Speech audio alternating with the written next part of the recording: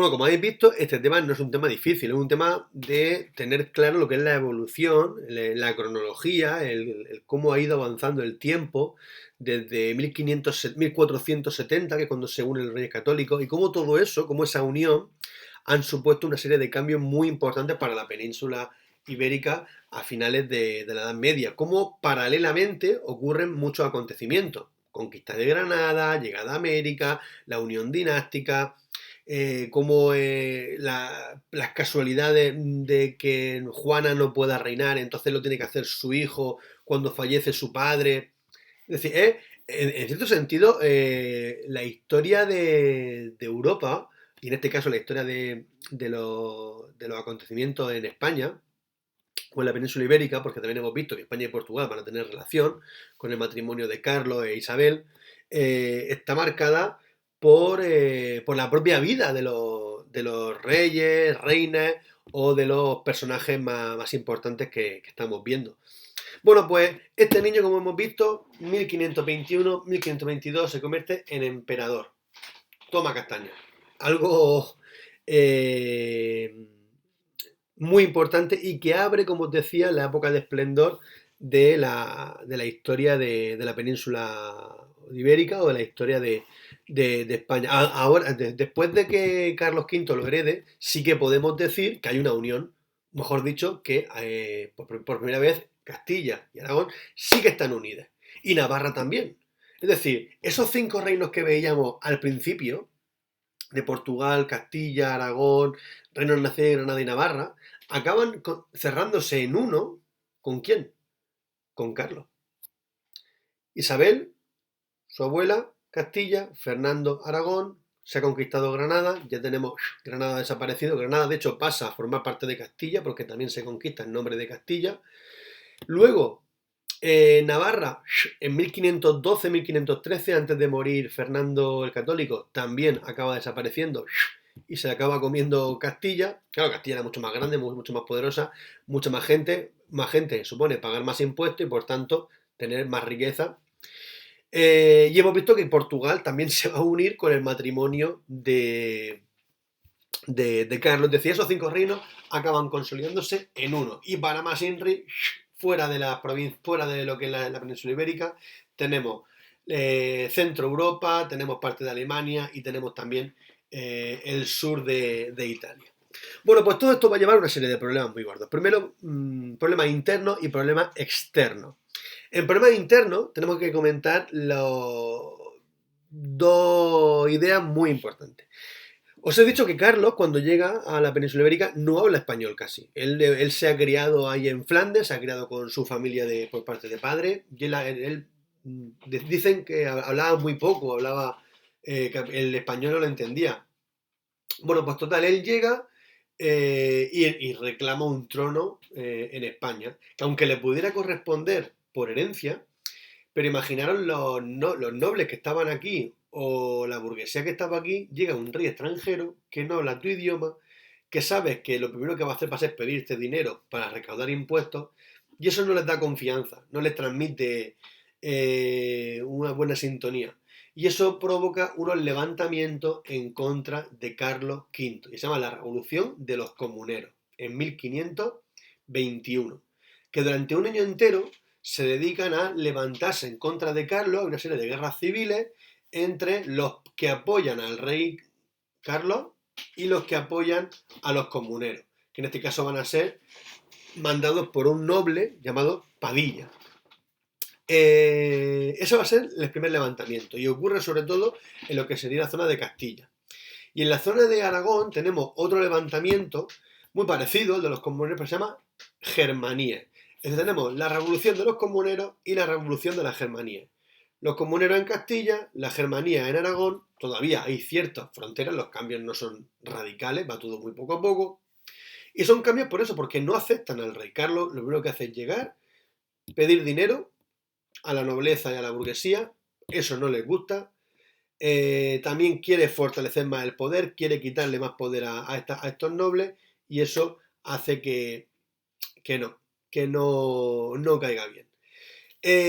Por tanto, lo primero que hace Carlos V al llegar es imponer una serie de normas y una serie de leyes que acaban levantando a parte del pueblo en una guerra, como os digo, entre castellanos y entre el rey y aragoneses también. Son las revoluciones de los comuneros y las revoluciones de la Germanía. Esos serían los problemas internos. Y los problemas externos serían sobre todo las guerras de Carlos V con otros reyes, tanto de Europa como incluso de Asia o en la zona de Turquía. Hemos dicho que este rey tiene mucho poder, muchísimo poder. Y eso, como decía antes, crea desconfianza, crea problemas. Cuando alguien acapara todo, para él no suele ser muy bueno. Por tanto, los reyes de Francia, los reyes de Inglaterra, el emperador turco o el sultán turco en este caso, creen que Carlos cada vez va a ser como una especie de bola que se va haciendo cada vez más grande, que va a ir comiendo otros territorios hasta que al final él se apodere de todo y deciden hacer la guerra en contra de Carlos. Por un lado, una guerra de tipo político, porque tienen miedo a Carlos, tienen miedo a que Carlos se convierta en una persona más poderosa cada vez, más tan joven, con tanto tiempo por delante. Y por otro lado, hay unos problemas religiosos muy grandes. En Europa, justo cuando Carlos se convierte en emperador, van a aparecer dos personajes que tenéis que conocer. Uno de ellos es Martín Lutero y el otro es Juan Calvino. Martín Lutero y Juan Calvino van a proponer unas ideas de religión diferentes.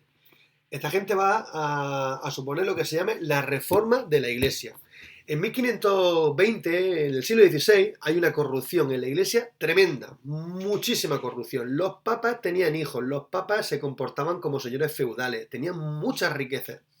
Encima se dedicaban a recaudar cada vez más impuestos, a pedirle más dinero a la gente.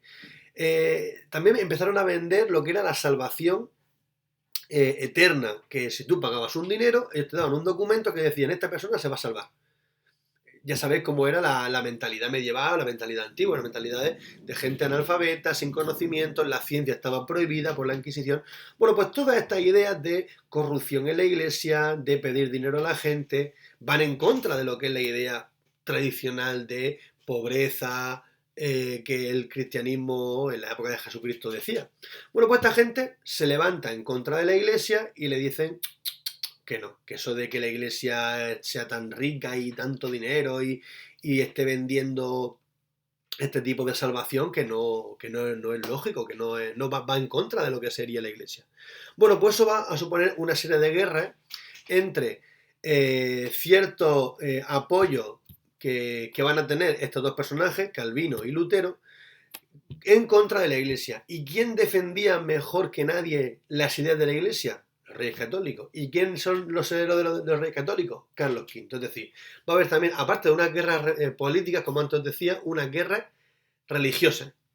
Y se llaman los enfrentamientos en Europa de religión. Bueno, pues España se va a pelear con todo el mundo que pensara o apoyara a los luteranos o a los calvinistas.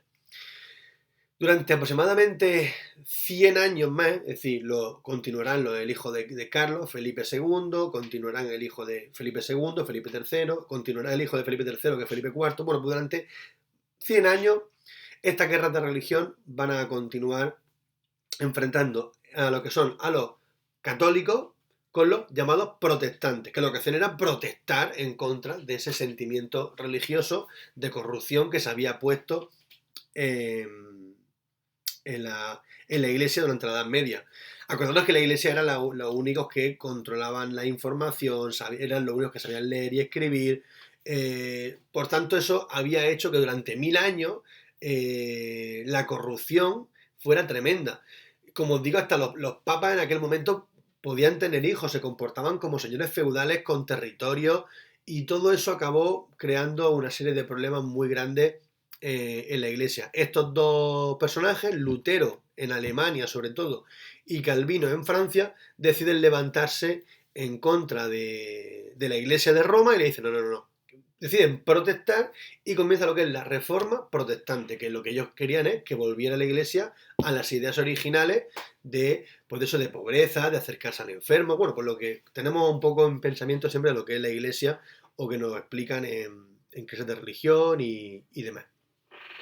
Pero Carlos, como gran defensor del cristianismo, que había heredado de sus abuelos, que eran los reyes católicos, pues decide pelearse con todo el mundo que fuera protestante o calvinista, o que fuera luterano o calvinista, perdón, en aquel momento. Y eso le va a llevar a pelearse pues, con gente de su propio territorio, la gente de Holanda, que se van a hacer protestantes, parte de Alemania también se van a hacer protestantes, hasta el día de hoy. De hecho, a día de hoy, en Alemania, Dinamarca, los países escandinavos, ellos son cristianos protestantes, no son cristianos romanos, que es lo que tendríamos en los países mediterráneos.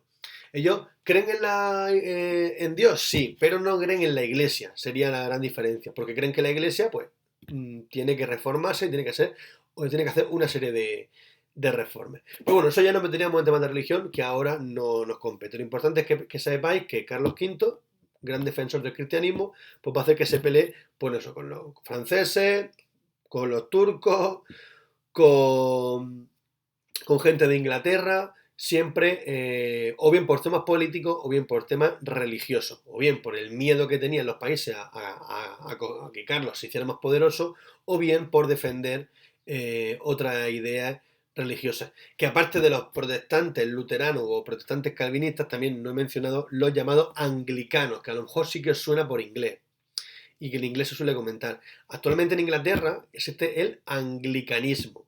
¿Son creyentes en Dios? Sí. ¿Creen en la Iglesia de Roma? No. Esas son diferencias. Y esto ocurre también por Enrique VIII, un rey inglés que se quería separar de su mujer, se quería divorciar. El divorcio estaba prohibido tanto por la Iglesia, sigue estando mal visto en el siglo XXI, pues imaginaros, en el siglo XV o en el siglo XVI. Este rey, Enrique VIII, le dice esto creo que suena en música lo habrán contado, o en religión posiblemente, o en inglés, se quería separar y el Papa le dice que no, que eso está prohibido. Pues Enrique VIII dice, ¿que está prohibido? Dice, no, men. Dice, me monto una religión. Dice, ¿creo en Dios? Sí, pero ¿creo en la Iglesia de Roma? No.